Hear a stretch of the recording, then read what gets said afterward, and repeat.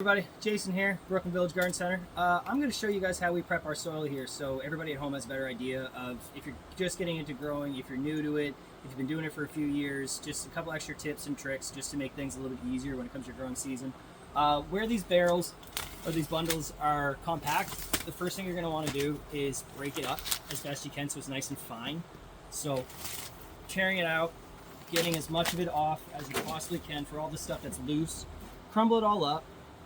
Make it nice and fine.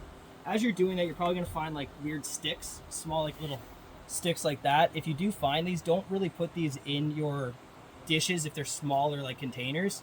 Just throw them off to the side. They're just a waste. It's just going to take up space in your containers and it's going to stop some of your roots from growing. Grind this all up. Make it as nice and fine as you possibly can. Rake as much of it off of the bundle as you can. Sometimes it might be a little frozen. Ours has been a little frozen lately because obviously the temperatures are just getting nice. But it's a perfect time to do this because some of your things should start going into the ground here soon. If you're thinking about doing some things like hot peppers this year, it's a good time to start stuff like that. If you're thinking about growing some of your own flowers, like marigolds, if you're looking to try to keep some of the pests and bugs away, not a bad idea to start thinking about getting those things in the ground, or at least started. Yeah, and then once you've got a nice pile of dirt, I'll put this off to the side for now. Come back to more of it. Something that I hope most people do it. If they don't, I'll show you why we do it. We water our soil first because it'll make it a lot less hydrophobic. Soil when it's super dry, can be awfully hydrophobic, so it kind of repels the water as opposed to soaking it up, giving your plants what they kind of need. So good tactic is to saturate it before you start putting it into your pots.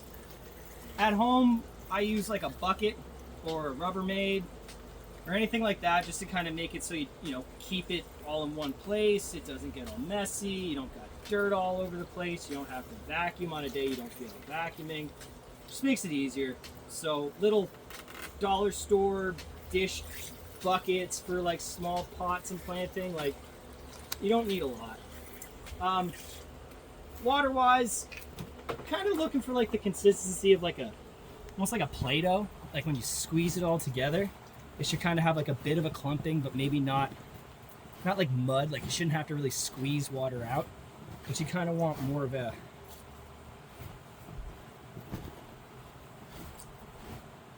nice thick kind of clay.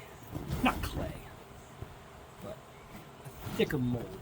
Take stuff like that out too. You'll find sometimes garbage. But if you see it, get rid of it. Shake it all up. Make sure it's nice and fine. It's going to give your seedlings the best opportunity to find ground to kind of stick to and everything. See, yeah, there you go.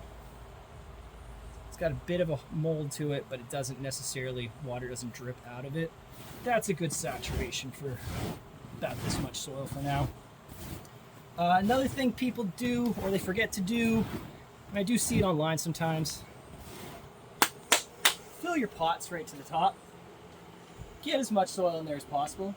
If it's going to rain, if you're watering, soil's going to bounce out, so it's eventually, you're going to lose a little bit anyways. So make sure when you're packing your stuff in there,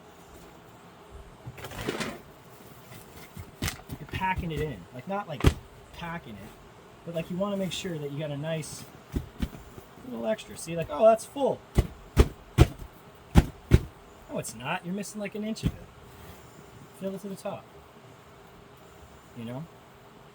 You got the dirt, you got the pots. Fill it to the top. And that's it. And as you see, we got a lot more of those to go.